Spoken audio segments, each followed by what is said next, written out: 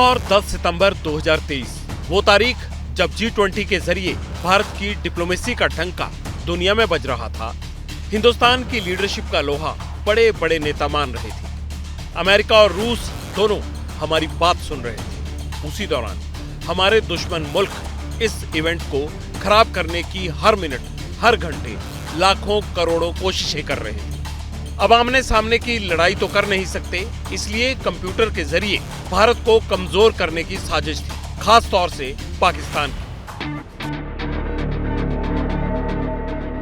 1 minute में 16 lakh cyber attack, 1 second में 26,000 cyber हमले, ये जानकारी खुद सरकार ने शेयर की है। लेकिन इन साइबर अटैक्स के खिलाफ हमारा डिजिटल डिफेंस सिस्टम काफी मजबूत था।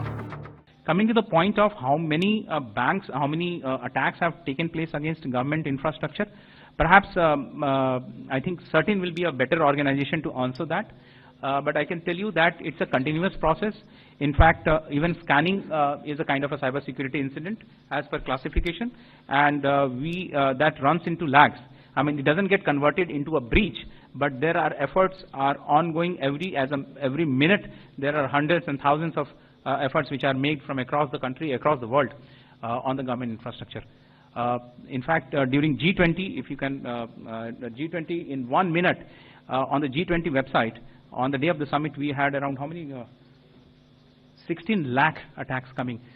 यहीं से देश हित में पब्लिक इंटरेस्ट का सबसे बड़ा सवाल उठता है। क्या पाकिस्तान ने अपने फौजियों को बंदूक की बजाय साइबर अटैक सिखाने शुरू कर दिए? क्या पाकिस्तान की आर्मी, नेवी और एयरफोर्स के बड़े बड़े अफसरों की एक स्पेशल साइबर टीम तैयार हुई है? क्या पाकिस्तान के साथ दूसरे मुल्क भी इस साजिश में जुड़े हुए हैं? इस रिपोर्ट में आगे बढ़े उससे पहले इन तस्वीरों पर, इन एक्सक्लूसिव लेटर्स पर गौर कीजिए। आधे सवालों के जवाब यही मिल जाएंगे। 24 दिसंबर 2022 का ये लेटर बेहद कॉन्फिडेंशियल है, मगर लिखा किसे गया है? Commander Mohammad Nadeem Ilyasi, director naval intelligence, naval headquarters, Islamabad, Pakistan. Pakistan navy के कमांडर को ये लेटर इटली की प्राइवेट कंपनी इलेक्ट्रॉनिका ग्रुप की तरफ से लिखा गया। अगला सवाल कि लेटर क्यों लिखा?